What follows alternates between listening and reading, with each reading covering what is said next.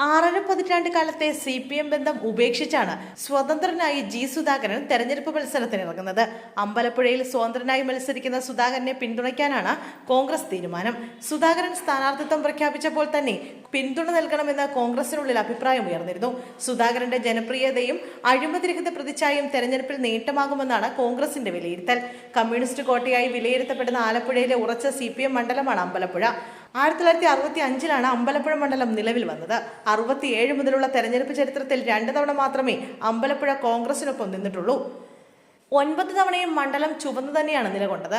2006 മുതൽ മണ്ഡലം ഇടതിനെ കൈവിട്ടിട്ടുമില്ല. ഈ സാഹചര്യത്തിൽ CPM കോട്ടകളിൽ ഒന്നായ അമ്പലപ്പുഴയിൽ വീണുകിട്ടിയ അവസരം മുതലെടുക്കാനാണ് കോൺഗ്രസ് ശ്രമം. 67-ലും 70-ലും VS അച്യുതാനന്ദനാണ് അമ്പലപ്പുഴയിൽ നിന്ന് വിജയിച്ചത്.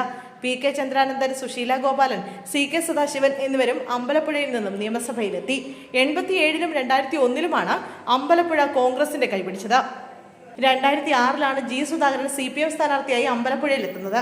2006-ലും 2011-ലും 2016-ലും അമ്പലപ്പുഴയിലെ വോട്ടർമാർ സുധാകരനെ ജയിപ്പിച്ചു. ആദ്യ തവണ ഭൂരിപക്ഷം 11,929 വോട്ടുകളായിരുന്നു. 2011-ൽ ഭൂരിപക്ഷം 16,580 ഉയർന്നു. 2016-ൽ ഭൂരിപക്ഷം 22,621 വീണ്ടും കൂടി. എന്നാൽ 2021-ൽ ജി സുധാകരനെ മാറ്റിവെച്ച് സലാമിനെ പരീക്ഷിച്ചപ്പോൾ വിജയം കൈവിട്ടില്ല. എന്നാൽ ഭൂരിപക്ഷം 11,126 താഴ്ന്നു. ഇത് സുധാകരന്റെ കാലുവാരൻ മൂലമാണെന്നാണ് ആക്ഷേപമുയർന്നത്. കഴിഞ്ഞ തദ്ദേശ തെരഞ്ഞെടുപ്പിൽ മണ്ഡലത്തിൽ നേട്ടമുണ്ടാക്കാനായെങ്കിലും നിയമസഭയിൽ അത് ആവർത്തിക്കുക UDFന് അത്ര എളുപ്പമല്ല.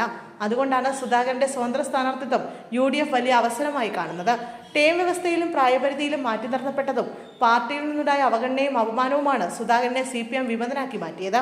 CPMലെ മുതിർന്ന നേതാക്കന്മാരിൽ ഒരാൾ പാർട്ടിക്കെതിരെ മത്സരിക്കുന്നത് തുടർഭരണം ആഗ്രഹിക്കുന്ന ഇടതുമുന്നണിക്ക് കനത്ത വെല്ലുവിളിയാണ്.